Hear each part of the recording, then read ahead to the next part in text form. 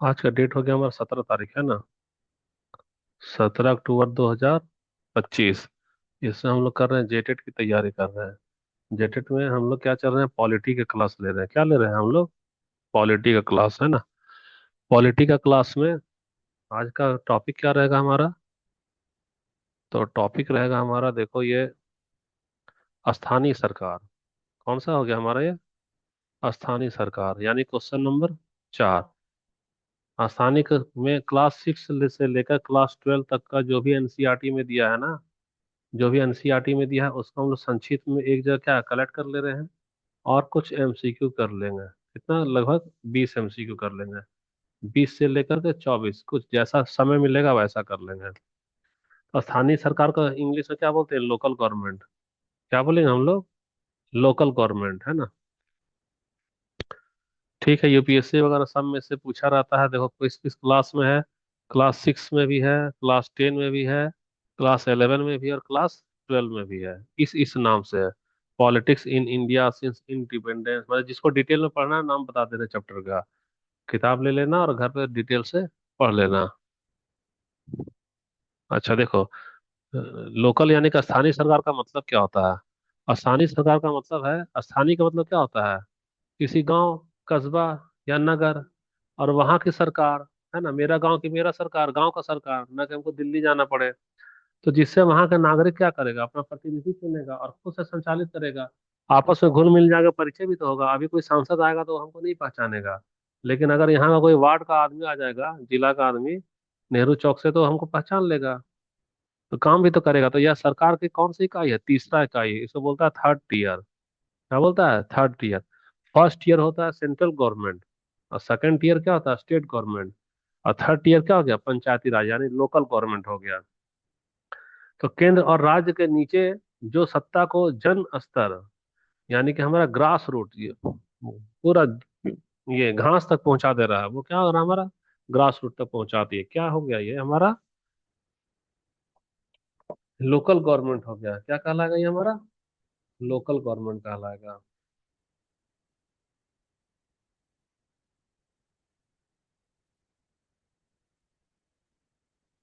अच्छा, अब देखो यहाँ, तो इसमें हमारा सत्ता का विकेंद्रीकरण होता है। सत्ता का क्या विकेंद्रीकरण होगा? इसमें स्वशासन भी होगा और जन स्तरीय लोकतंत्र भी इससे फैलता है हमारा, लोकल गवर्नमेंट से। अब देखो इसका ना इतिहास हम लोग देख रहे हैं कहाँ कहाँ कैसा था। तो इतिहास से अगर बात करेंगे तो प्राचीन भारत में देखोगे, एंशियंट इंडिया में, तो बहुत पहले गांव गांव में, प्राचीन भारत में सभा होता था, समिति होता ना था। जब भी गांव वाँव जुड़ता था ना, तो चलो हम लोग गांव में सभा बुलाएंगे, समिति बुलाएंगे।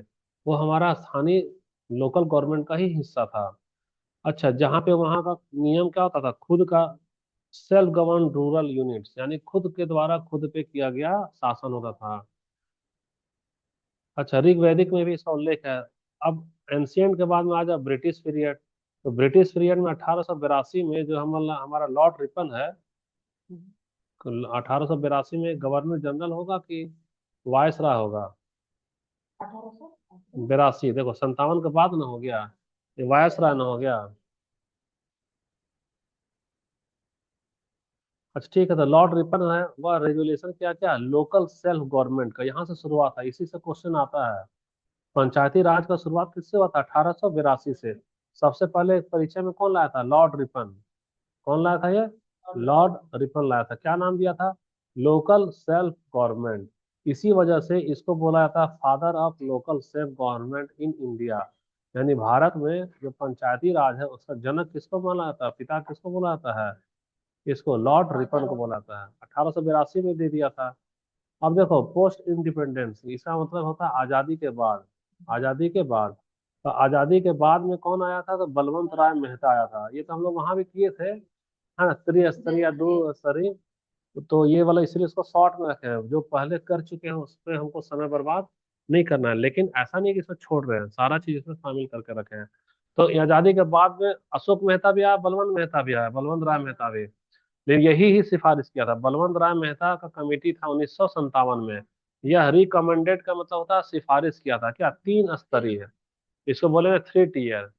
3 टीयर पंचायती राज सिस्टम का। याद आया कुछ कुछ?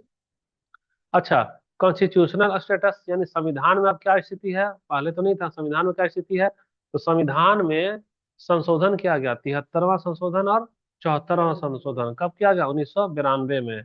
और संशोधन करके संविधान में इसको शामिल किया गया, कॉन्स्टिट्यूशनल रिकॉग्निशन, यानी इसको पहचान दिया गया क्या, रूरल और अर्बन के लिए हमको पंचायती राज रखना ही होगा, ग्रामीण और शहरी इलाके के लिए, जो तभी ना नगर निगम का अस्तित्व में आ गया। तो ये वाला भी तुमको एकदम इतिहास पूरा अच्छे से बता दिए, कैसे कैसे इसका शुरुआत हुआ, एक ही चार्ट में दे दिए सारा। अब अगला हम लोग देखते हैं, इंपॉर्टेंस ऑफ लोकल गवर्नमेंट, इसका क्या महत्व है।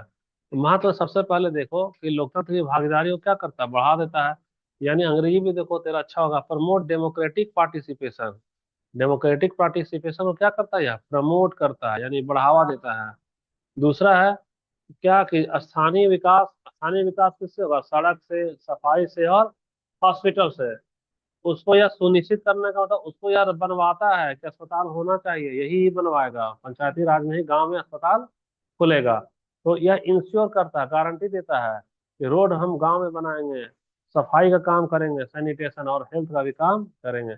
तीसरा, जवाबदेही और पारदर्शिता को प्रोत्साहित करेगा। जवाबदेही का मतलब तुम वार्ड को दे दी है चंदा, टैक्स देती है ना नगर निगम को, 1 करोड़ रुपया ले लिया है। अब 1 करोड़ का तुमको हिसाब मांगना होगा, तुमको वो देगा हिसाब लिख करके कि हम 1 करोड़ रुपया में रोड कितना बनाए, इतना पे। इसीलिए जब भी सड़क वड़क बनेगा ना तो वहाँ शिलापट्टी लिख देगा कि फलाना योजना के तहत ये वाला सड़क में 50 लाख की लागत से ये किया गया है। फिर ठेकेदार का भी नाम लिख देगा कि इसको ये ठेकेदार बनाया है। यानी वह क्या कर रहा है, जवाबदेही दे रहा है। भाई आओ हमसे हिसाब ले लो, तेरा पैसा हम फलाने फलाने को दिए हैं, रोड में बनाया है, तुमको शक है तो जाकर चेक करो, कुछ घपला होगा तो जाकर भी कर दो। और पारदर्शिता भी दिखा दिया कि हम ठेका दिए हैं तो अपना बेटा को दिए ठेका कि किसी भी आम आदमी को दे दिए ठेका। अधिकतर तो लोग अपना बेटा उन लोग को दे देता ठेका। ठीक है, ये पंचायती राज का हो गया। जनता और सरकार के बीच में किसका काम करता है, पुल का काम करता है ये।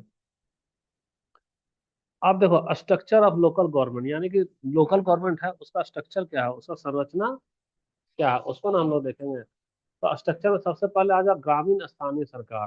तो यहाँ कंफ्यूजन होगा अर्बन और रूरल में, तो याद रखना रूरल का मतलब क्या होता है, ग्रामीण। रूरल का मतलब ग्रामीण। और अर्बन का मतलब क्या होगा, शहरी। जैसे सऊदी सऊदी अरब भारत से ज्यादा तरक्की किया है ना, अरब जाकर के देखो कितना चमचमाता सड़क है। तो अर्बन से अरब समझ लेना, यानी वो क्या हो गया, शहर हो गया। और रूरल का मतलब हो गया देहात, ग्रामीण हो गया हमारा। सबसे पहले ग्रामीण स्थानीय सरकार को देखते हैं। तो ग्रामीण वाला को एस्टैब्लिश कब किया, 73वां संविधान में संशोधन किया, है ना। किस साल किया था, 1992 में किया। यहीं से हमारा 3 टियर पंचायती राज सिस्टम आया है यहाँ से। अब देखो इसमें ग्रामीण लेवल पे किसको रखा है, ग्राम पंचायत, पढ़ाए थे ना वहां भी। ग्रामीण लेवल पर ग्राम पंचायत रखे थे, जिसका हेड कौन होता है, सरपंच या सरपंच प्रधान। अच्छा, इसका काम क्या रहेगा, ये साफ सफाई करेगा, पानी पीने वाला पानी की व्यवस्था रखेगा, प्राइमरी स्कूल को देखेगा, ये सब हो गया। अच्छा, इंटरमीडिएट लेवल पर, तो इंटरमीडिएट लेवल पर क्या हो जाता है, पंचायत समिति।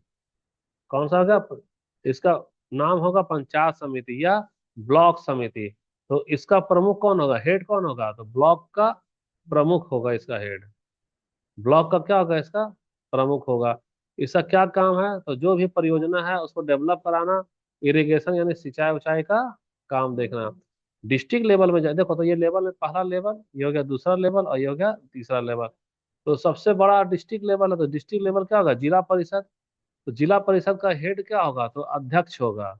इसको अंग्रेजी में क्या बोलेंगे, चेयर पर्सन। Chair person. इसका क्या काम रहेगा, इसका काम रहेगा कि इसके जिला के अंदर जितना भी गांव है, सभी गांव को कैसे कैसे विकास करना, सब में समन्वय स्थापित करेगा। क्या करेगा, समन्वय स्थापित। जैसे प्रिंसिपल सारे टीचर के बीच में समन्वय स्थापित करता है ना, तो सुनिए जी फलाना घंटे आप जाइएगा, दूसरा घंटी आप जाइएगा, वो बैठ कर खाली आराम करेगा, ऑर्डर देगा। तो उसी तरह से डिस्ट्रिक्ट लेवल वाला जिला परिषद खाली ऑर्डर देगा, तुमको वहां जाना, ये काम करना, वो काम करना है। यही सबसे हेड हो गया। 3 स्तर समझ में आ गया ना ये, सब कुछ शामिल रख रहे हैं, ये मत सोचना कि छोड़ते जा रहे हैं। अच्छा, या संविधान में कहाँ है, तो ये पार्ट 9 में है, आर्टिकल 243 से 243 ओ लिखा है, जीरो नहीं है, ये क्या है, 243 ओ है ये। 243 ओ तक है, और यह 11वां शेड्यूल में है। इसमें कितने विषय आते हैं, 29 सब्जेक्ट आते हैं। 29 सब्जेक्ट का उदाहरण दे रहा है, जैसे खेती हो गया, रूरल का मतलब क्या हो गया, ग्रामीण सड़क हो गया, ये शिक्षा हो गया, ये स्वास्थ्य हो गया। अगर चेक करना बाद में लिखना चाहोगे तो मैसेज करना, तो बाद में लिखवा देंगे 29 सब्जेक्ट में क्या क्या टोटल सब्जेक्ट आता है, किसका, लोकल गवर्नमेंट, उसके हिस्से में क्या क्या 29 विषय दिया गया है। अच्छा, अब आ जाओ पार्ट बी, यानी कि अर्बन लोकल गवर्नमेंट, यानी शहरी स्थानीय सरकार। तो शहरी स्थानीय सरकार में बहुत कंफ्यूजन होता है ना कि ये नगर निगम क्या होता है ना। तो नगर निगम यानी कि ये पहला कैटेगरी हो गया, जहाँ की जनसंख्या क्या है, 1 मिलियन या उससे ज्यादा है। 1 मिलियन से ज्यादा वाला जनसंख्या को क्या बोलते हैं, लार्ज सिटी। क्या बोलेंगे, लार्ज सिटी। तो 1 मिलियन से ज्यादा वाला में क्या आएगा, दिल्ली है, मुंबई है और चेन्नई है। तो वहां वाला जो होता है लोकल गवर्नमेंट, वह कहलाता है नगर निगम। जो तुम लोग सुनते हो, अरे मेरा घर ना नगर निगम में आ गया, नगर निगम आ गया यानी तुम जनसंख्या 1 मिलियन को पार कर गई है ना। अच्छा, तेरा जनसंख्या 1 मिलियन से कम है, तो तुम कौन सा टाउन में, मीडियम टाउन में है। तो मीडियम के लिए होगा नगर पालिका, समझना।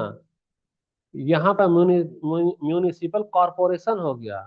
ये क्या होगा, कॉरपोरेशन, यहाँ पे क्या है, म्यूनिसिपैलिटी, जिसको टूटा फूटा भाषा में बोलता है ना म्यूनिसपैलिटी। होता है ना, म्यूनिसपैलिटी जा रहा है, म्यूनिसपैलिटी नहीं, ये होगा म्यूनिसिपैलिटी।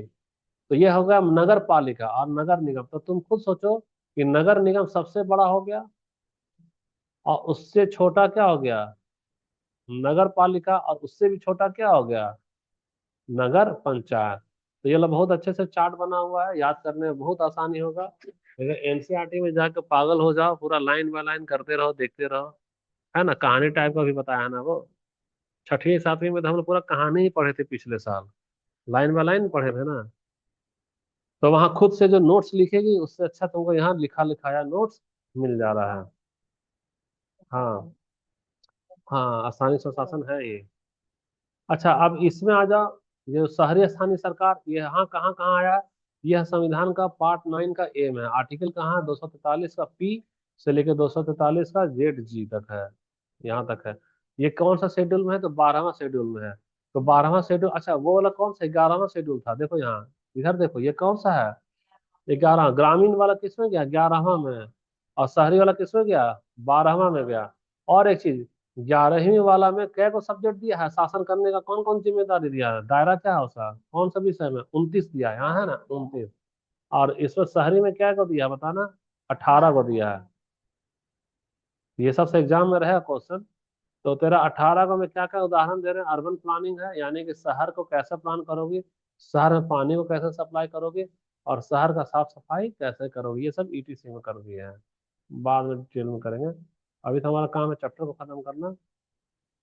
अब संवैधानिक प्रावधान कैसे किया है, संविधान में इसका कैसे अधिकार दे दिया।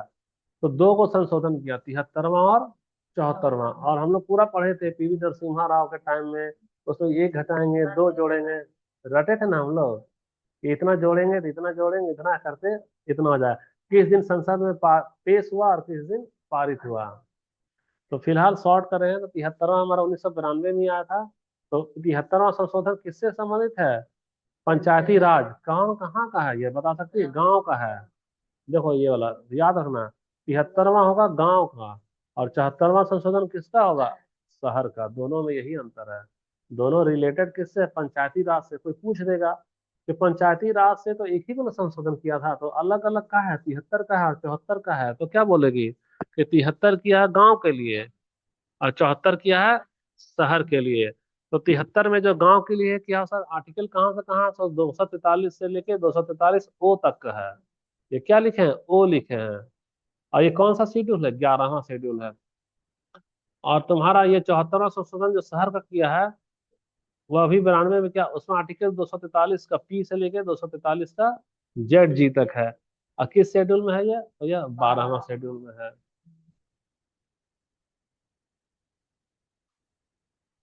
अच्छा देखो, 73वां 74वां का मुख्य विशेषता क्या है भाई। तो constitutional status to local body, यानी कि जो भी नगर निगम या नगर पालिका होगा, उसको संवैधानिक अधिकार प्रदान किया गया है, उसको शिबू सोरेन अचानक से नहीं हटा सकता है। वह भी एक संवैधानिक शक्ति में आ गया। दूसरा, रेगुलर इलेक्शन एवरी 5 ईयर्स, हर एक 5 साल में यहाँ भी क्या होना चाहिए, चुनाव होना चाहिए। तीसरा, reservation for SC ST and women, 1/3 seat, 1/3 seat. 1/3 seat में कौन रहेगा, SC ST और वोमेन रहेगी। अगला है state election commission for free and fair election, यानी कि इसका चुनाव का जिम्मेदारी किसका होगा, राज्य चुनाव आयोग का। किसका होगा, राज्य चुनाव आयोग की, ताकि आप एकदम फ्री करिए, बिना पैसा लिए हुए कीजिए और निष्पक्षता के साथ कीजिए। फेयर का मतलब निष्पक्षता के साथ कीजिए। अगला point, state finance commission for fund distribution. इस नगर पालिका नगर पंचायत को पैसा कौन देगा, तो उसको देगा राज्य का जो फाइनेंस कमीशन है, वह क्या जारी करेगा, फंड जारी करेगा। छठा ये सब बात है, ये क्या, devolution of powers and functions to local bodies. ठीक है, तुम्हारा शक्ति का विकेंद्रीकरण कर दिया है, सारा शक्ति मोदी के हाथ में नहीं है, कुछ शक्ति कहाँ दे दिया, राज्य को, और राज्य वाला से कुछ शक्ति कहाँ दे दिया, नगर निगम नगर पंचायत को। और वह काम करने का आदेश दे दिया, फंक्शन करने का दे दिया कि तुम जाओ जी, तुमके सड़क बनाओ, रोड बनाओ, ये करो वो करो। ये भी अपने तरफ का वैसे ही हो गया ये। हो गया। ठीक। अब आ जाओ ग्राम सभा। क्या आ जाओ ग्राम सभा। तो ग्राम सभा तो कहाँ होगा, गांव के लिए ना होगा, वो शुरू वाला चार्ट में तो दे ही दिया है। तो ग्राम सभा किसके लिए, ग्रामीण के लिए है, लोकतंत्र की नींव है। गांव के सभी वयस्क सदस्य, यानी कि वयस्क का मतलब क्या होगा, 18 से प्लस वाला हो गया। ग्राम सभा के सदस्य होते हैं। यह क्या करेगा, विकास योजना को स्वीकृति देगा और ग्राम पंचायत का कार्य क्या करेगा, यह समीक्षा करेगा। अच्छा, फाइनेंस और प्लानिंग, ये लोगों का खर्चा लोकल बॉडी का कैसे चलता है, कौन करता है, फाइनेंस।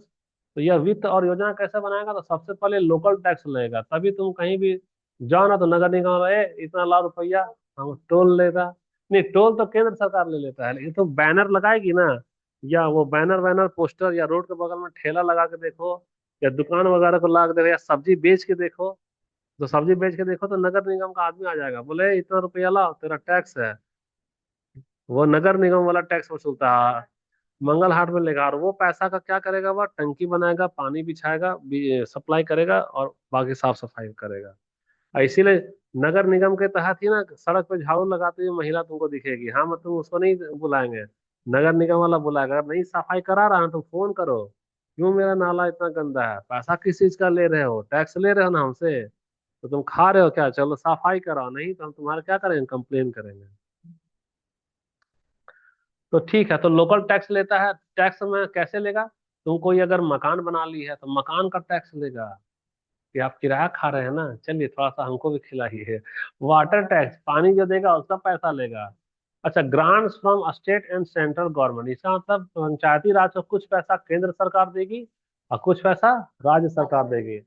और स्टेट फाइनेंस कमीशन जो है वह सुझाव देता है कि ये वाला पंचायत को 1 लाख दो कि 10 लाख दो, वह सिफारिश कौन करेगा, स्टेट फाइनेंस कमीशन। मान लो ये वाला नगर निगम बोलेगा कि हमको 1 करोड़ चाहिए, सोरेन जी आप हमको 1 करोड़ पैसा क्या कीजिए, दे दीजिए। तो स्टेट फाइनेंस कमीशन उसका समीक्षा करे, बोला ना ना, 1 करोड़ का जरूरत नहीं, 2 को तो नाली ही बनाएगा, 1 करोड़ का हेल मांग रहा है, चलो इसको 5 रुपया दे दो, ऐसी नाली बना लेगा। उसी की सिफारिश से इसको पैसा दिया जाता है।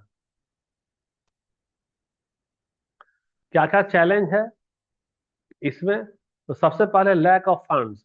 पंचायती राज बन गया, हम मुखिया हो गए हैं, आया है पब्लिक, मुखिया जी सड़क बनाइए, सड़क 10 लाख रुपया लगेगा, जेब से तो नहीं देंगे, जाते हैं सरकार से मांगते, सरकार को बोले सरकार हमको दो 10 लाख। सरकार बोले सुनो, तुम पिछली बार वोट किसको दिया था, हम तो दिए थे बीजेपी को, रुको तुम हमको हरा रहा ना, 10 लाख तुमको रोक के रखेंगे। देगा ही नहीं। क्यों नहीं देगा, ताकि पब्लिक उससे गुस्सा हो जाए, पब्लिक इस बार उसी मुखिया को वोट में दे के हरा दे। तो जब मेरा पार्टी का आदमी आएगा तो हम पैसा दे देंगे उसको, यही तो चक्कर है यहाँ। लैक ऑफ फंड, फंड से कमी है, डिपेंड्स ऑन स्टेट ग्रांट्स, जब तक राज्य नहीं देगा इसके पास उतना पैसा नहीं है, तो टैक्स का कलेक्शन इसका लो होता है। अरे घर तुम बनाई है, 10 लाख का बनाई है, तो तुमसे 20 हजार थोड़ी किराया लेगा, लेगा तो 100 रुपया लेगा, तो 100 रुपया करके क्या को नाला बना देगा ये। दूसरा है नौकरशाही लोग हस्तक्षेप करता है, जब भी ठेका का बटेगा ना, रोड वोड बटेगा, तो जो ऑफिसर है ना वो ना डोमिनेट करेगा इसको, बोलेगा सुन, तेरा आदमी नहीं होना चाहिए, मेरा ही आदमी होना चाहिए, उसी को चुनाव जितवाओ, तब ना ठेका हम अपना लेकर कमीशन कमाएंगे। तो नौकरशाह हस्तक्षेप करता है इलेक्टेड मेंबर्स में। कोई नेता बन गया, मुखिया बन गया, अरे तुम उसको ठेका दे रहा, सोच लो, तेरा हम बिले पास नहीं करेंगे। नौकरशाह का हस्तक्षेप हो गया। तीसरा क्या, क्षमता की कमी। मान लो सब सड़क बनाना है, खुदाई करना है, नहर बनाना है, इसके पास जेसीबी मशीन है ही नहीं, उतना नहीं ना, इसका हेलीकॉप्टर है क्या, नगर निगम नहीं रहेगा। तो लैक ऑफ ट्रेनिंग, ट्रेनिंग भी नहीं रहेगा और टेक्निकल स्किल भी नहीं रहेगा। क्यों? क्योंकि ये भी तो रोजगार, नौकरी कम देता है। नगर निगम में जाकर देखा ना, मुट्ठी भर आदमी काम करता है, अब बाकी सब क्या देता है, संविदा पर। ठेका कर्मचारी को रख लेगा, 5,000 में ले खटवाएगा, तो क्या करेगा वो? पैसा ले रहा है पूरा और 5,000 में लोग खटवा दे रहा है, संविदा लेकर सड़क सफाई करवाएगा। चौथा, पॉलिटिकल अपैथी, यानी कि राजनीतिक उदासीनता। तो मांग रही है पैसा, दे दो दे दो दे दो, है ना। Elections often symbolic, real power not revolve. यानी कि तुमको देखो, राजनीतिक उदासीनता का मतलब है, तेरे यहाँ अगर चुनाव हो रहा है ना, मेरा पार्टी का आदमी नहीं चुनाव जीता है, तो तुम लाख मुखिया बन जाओ, हम मजाल है कि तुमको हम फंड दे देंगे, तुम चिल्लाते रहो नरमपंथी विचारधारा के जैसा, और हम कान में घंटी बजाते रहेंगे। उदासीन होकर के रह जाएगा। यानी कि पावर कहा गया कि बंटवारा हुआ, लेकिन अभी भी पावर बंटवारा नहीं हुआ। असल पावर तो राज्य सरकार ही लेकर रख लिया, केंद्र ही लेकर रख लिया, नाम मात्र ये लोग को बना दिया है। पांचवा, करप्शन और अकाउंटेबिलिटी। करप्शन का मतलब है कि नगर निगम भी तेरे नाम से पैसा ले रहा है, नाले सफाई करवाने का, नाला देखो गंदा, सड़क टूटा फूटा है, नेहरू चौक पर सफाई हो रहा नहीं, जबकि नगर निगम में आता है ये सब। डेली यहाँ आती है महिला साफ करने के लिए? नहीं आती है। हाँ, मेन बस वही, जहां से मुख्यमंत्री का काफिला गुजरेगा वही सफाई करेगी। और जबकि नगर निगम का टैक्स यहाँ से कटता है, नेहरू चौक का भी आदमी दे रहा है ना पैसा, लेकिन यहाँ नहीं साफ हो रहा है, यहाँ कोई नाला सफाई कर रहा है नहीं कर रहा है। तो सबसे पहले करप्शन हो गया, यहाँ का पैसा कहाँ गया, तो खा गया, अपना पर्सनल तिजोरी में रख दिया। और दूसरा है अकाउंटेबिलिटी का मतलब जवाबदेही। जवाबदेही का मतलब उसको नेहरू चौक में सफाई करना था, लेकिन वह कान में रुई तान के आराम से आईपीएल मैच देख रहा है कि छोड़ो ना, कौन आएगा बोलने वाला, हम देखते हैं। अपना जवाबदेही निभाया क्या? या वैसा ही कि जैसे तो अपना संतान को पैदा कर दो और ना तो उसको शिक्षा दो, ना तो रोजी रोटी दो। यानी यह नगर निगम अस्तित्व में तो आ गया और हम लोगों को खुद का हाल पे छोड़ दिया। लैक ऑफ ट्रांसपेरेंसी, यानी अभी पारदर्शिता इसमें नहीं है। और पैसा जो जमा करता है ना, उसका यूटिलाइजेशन कहाँ कर रहा है ये बता ही नहीं रहा है। कहाँ करना चाहिए, यहाँ का पैसा कहाँ चला गया नहीं बता रहा। हाँ, वो तुम सही में नहीं जान रहे। तो ये जो टॉपिक था वो क्या था, बता सकती हो? चैलेंज में किसमें आ जाएगा, चैलेंज में, नगर में का चैलेंज क्या है। आगे हमको क्या करना चाहिए, हमको जेन्युइन डेवोल्यूशन करना चाहिए ऑफ थ्री फैक्टर्स, है ना। फंक्शन, फंड्स और फंक्शनरियल, यानी कि हमको तीनों का बंटवारा करना चाहिए। कार्य करने का काम अलग करो, पैसा देने का काम अलग को सौंपो, फंक्शन को देखने का काम अलग सौंपो। और अभी तक एक ही आदमी है, एक ही आदमी क्या करेगा, डिसीजन लेगा, ये भी काम करेंगे, कितना पैसा देंगे और कैसे निगरानी रखेंगे। तो एक ही आदमी क्या करता है, करप्शन कर देता है। सबको बांट दो, जैसे न्यायपालिका कार्यपालिका को बांट दिया, वैसा ही। Capacity building of local representative, जो भी लोकल रिप्रेजेंटेटिव उसका क्षमता को बढ़ाओ, उसको योग्यता को देखो, उसको ट्रेन करो, कुशल करो। स्ट्रेन ग्राम सभा पार्टिसिपेशन, ग्राम सभा जो है उसका बार बार भागीदारी को क्या करो, मजबूत करो। अभी तो जल्दी सभा होता ही नहीं, मीटिंग होता ही नहीं है, लोग अपनी आवाज को उठाता ही नहीं है। गांव जो मुखिया बन जाएगा कहाँ लेंगे, चुनावी सभा के बाद में जल्दी गांव से मिलते हैं नहीं मिलते हैं।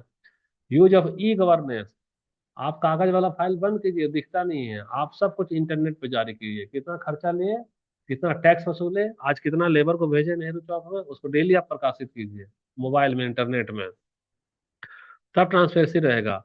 और इनकरेज वुमेन और यूथ लीडर, जो महिला जाना चाहे शामिल होना चाहिए, जो नौजवान जाना चाहिए, उसको भी आप लोकल लेवल पे क्या कीजिए, हिम्मत बढ़ाइए।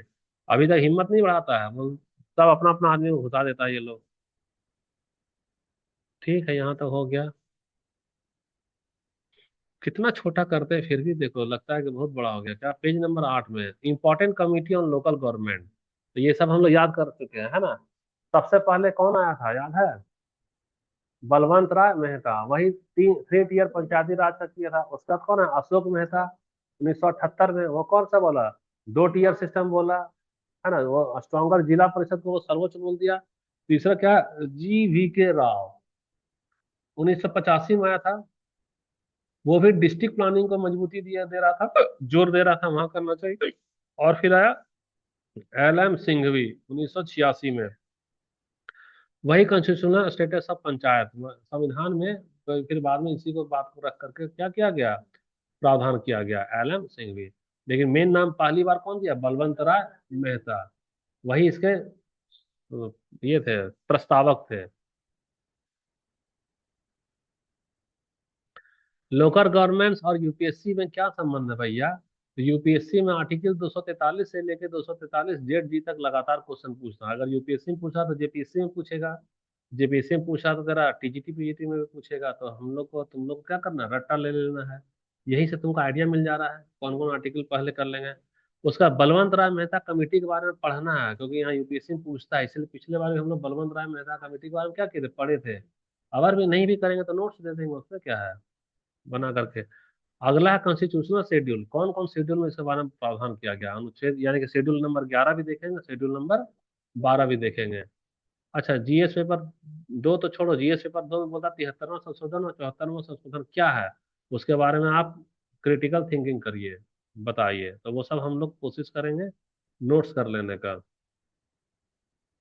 कुछ एग्जाम्पल देखो, सारा कुछ अंग्रेजी में हो गया, जल्दबाजी में हिंदी नहीं रखे हैं। लेकिन तुम लोग को दिक्कत नहीं होगा, अंग्रेजी हिंदी में यहाँ बोल दे रहे हैं, समझ में आ जाएगा। एग्जाम्पल में सबसे पहले केरला पीपल प्लान कैंपेन 1996 में आया। ये क्या क्या डिसेंट्रलाइज किया, प्लानिंग सक्सेस स्टोरी। उसके तहत डिसेंट्रलाइज का मतलब विकेंद्रीकरण कर दिया। क्या किया, विकेंद्रीकरण। तो 35 से 40% ऑफ प्लान का जो फंड है वह डायरेक्ट हैंडल किया गया, क्या, लोकल बॉडीज को। हम समझा रहे हैं, मान लो 100 रुपया है तो राज्य की सरकार बोल ये 100 रुपया हम ही खर्चा करेंगे, मेरा ही मंत्री जानेगा कहाँ रोड बनाना है, कहाँ क्या करना है। तो वहाँ क्या चला, वहां पर कैंपेन किया गया, सोचो कि वहां आंदोलन जैसा किया गया।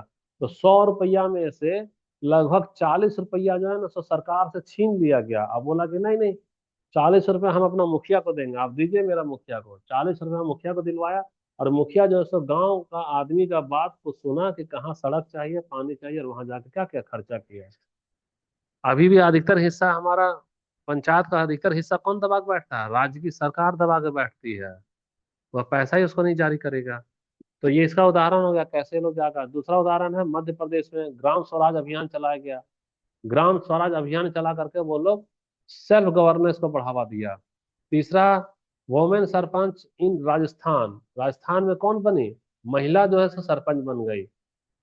और वह आगे बढ़कर के काम की, क्या, सैनिटेशन का, साफ सफाई का काम की। और एजुकेशन रिफॉर्म, शिक्षा में सुधार का। कहाँ का बात है ये, राजस्थान का बात है। ठीक है, ये सब तो छोड़ो, इसको हटा देते हैं। क्वेश्चन का दर्शन कब होगा, समरी में आ जाए। यानी अब हमारे क्या हो रहा है, खत्म हो रहा है।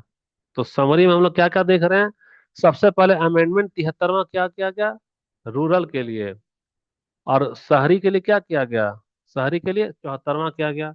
दूसरा शेड्यूल में बताओ, ग्रामीण का शेड्यूल कौन सा है, 11वां। क्या को विषय है, 29 विषय है। और शहरी के लिए क्या शेड्यूल है, 12वां। क्या को विषय है, 18। ग्रामीण के लिए आर्टिकल 243 है, 243 ओ है। और शहरी के लिए 243 से 243 जेड जी है। ठीक। इसका प्रमुख क्या होगा, गांव का प्रमुख क्या होगा, सरपंच या प्रधान। और शहर वाला में क्या होगा, मेयर या चेयरपर्सन। अच्छा, अब तो यहाँ तक तो हेड तक तो आ गया। अब हम लोग देखते हैं इसका, गांव के लिए क्या जाना जाता है, तो ग्राम पंचायत जाना जाता है। और शहर के लिए क्या जाना जाता है, म्यूनिसिपैलिटी। लेकिन अगर 1 लाख से ज्यादा होगा, जनसंख्या 1 मिलियन से ज्यादा, तो क्या बोलेंगे, म्यूनिसिपल कारपोरेशन बोलेंगे। अच्छा, प्लान कौन करता है, गांव के लिए करेगा डिस्ट्रिक्ट प्लानिंग कमेटी। और शहर के लिए क्या होगा, मेट्रोपॉलिटन प्लानिंग कमेटी। ये सब एनसीईआरटी का है, सब कुछ ऐसा नहीं है कि उससे ये कहा है। वहां ढूंढना पड़ेगा, यहाँ तुमको एक ही छत के नीचे दे रहे हैं। अब यहाँ और इम्पोर्टेंट रिवीजन देखो, लॉर्ड रिपन को father of local self government बोला जाएगा। बलवंत राय मेहता पहली बार प्रस्ताव दिया था, लेकिन उसके भी पहले, आजादी के पहले, लॉर्ड रिपन दे दिया। आर्टिकल 243 है पंचायत के बारे में, और आर्टिकल 243 पी में किसके बारे में, म्यूनिसिपैलिटी के बारे में। 11वां और 12वां शेड्यूल किसके बारे में है, तो सब्जेक्ट ऑफ लोकल गवर्नेंस यानी स्थानीय सरकार के बारे में। और स्टेट इलेक्शन कमीशन जो चुनाव करवाएगा वह चर्चा किस आर्टिकल में है? 243 का के में है कि वह हम लोग क्या कराएंगे, इलेक्शन करवाएंगे। पूरा रिवीजन हो गया तुम्हारा। कुछ क्वेश्चन है कर लो जिसका कि आंसर दिख ही गया है, कोई बात नहीं, दिख जाए तो घर पे देंगे, मैंने अभी दे दे व्हाट्सएप में कि यहाँ करेगी? यहाँ कर लेगी। किस संशोधन द्वारा पंचायती राज संस्थाओं को संवैधानिक दर्जा दिया गया? 73वां। कि योजना समिति का उल्लेख किस संविधान का किस अनुच्छेद में है? 243 जेड डी में है। करते जाओ देखते जाओ। भारत में स्थानीय स्वशासन के जनक किसको कहा जाता है? लॉर्ड रिपन आ जाएगा, है ना।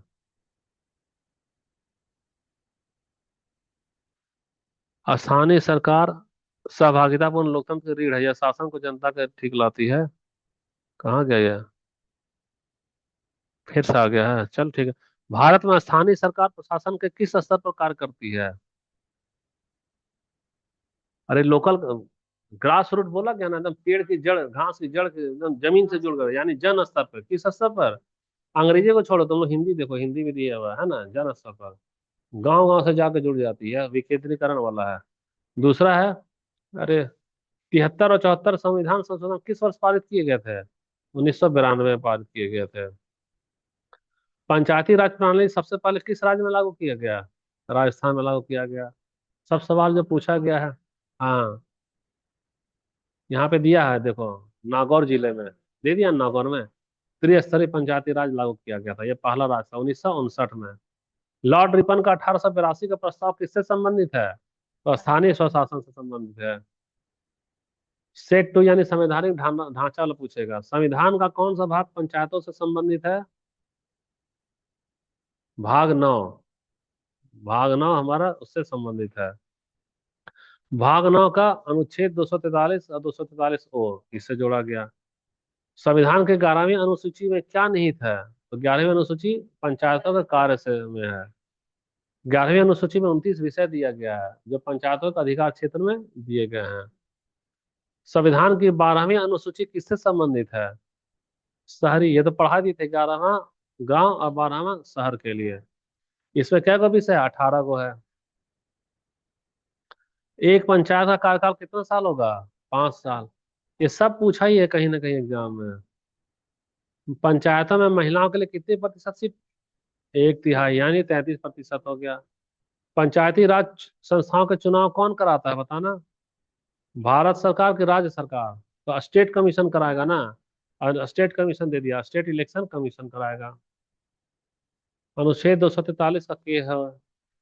देखो, निम्न में से कौन पंचायती राज प्रणाली का स्तर नहीं है? नगर निगम। नगर निगम नहीं है, है ना। थकावट लग रहा है। ग्राम पंचायत के प्रमुख को क्या कहा जाता है? प्रधान, सरपंच बोला जाएगा। कौन सी संस्था ग्राम पंचायत के बजट को स्वीकृत करती है और कार्यों की समीक्षा करती है? ग्राम सभा। जिला योजना समिति का उल्लेख किस अनुच्छेद में है? जेड डी, 243 और जेड डी। छोड़ो, बाद में करना है, लास्ट यही वाला सवाल है ना। नगर निगम के प्रमुख को क्या बोलते हैं? यानी म्यूनिसिपल कॉर्पोरेशन है ना, 1 मिलियन से ज्यादा वाला जनसंख्या। क्योंकि महापौर यानी मेयर हो गया। इतना ही रहेगा आज का। तो तुम्हारा खत्म हो गया ना वो। क्या खत्म हो गया बता सकती हो? प्रियंका नहीं देखी है, प्रियंका क्या खत्म हुआ बताओ? सिलेबस में कहाँ कहाँ नंबर है उसका? देखो यहाँ पे देखो। नहीं। हाँ, 4 नंबर में आ गए। अरे तो इतना हम लोग जल्दी खत्म कर चुके हैं क्या? 7 खत्म हो गया, 6 खत्म हो गया। संसदीय सरकार वाला नहीं हुआ क्या हम लोग का? हुआ है तुम लोग देखे नहीं है वीडियो। देख, कार्यपालिका और विधायिका वाला करे, जो प्रमुख होता है मंत्रिमंडल, प्रधानमंत्री, मतलब मंत्रिमंडल उसके ऊपर भी जिम्मेदारी होता है। ये हुआ है।